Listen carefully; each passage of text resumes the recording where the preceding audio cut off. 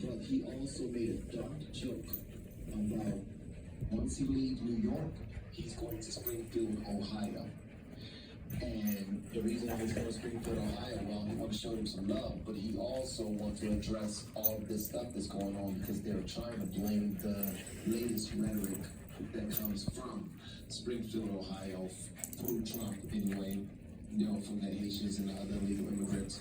They're trying to blame that rhetoric for the almost assassination attempt that just got broken up. All right. So here are some Springfield, Ohioans that are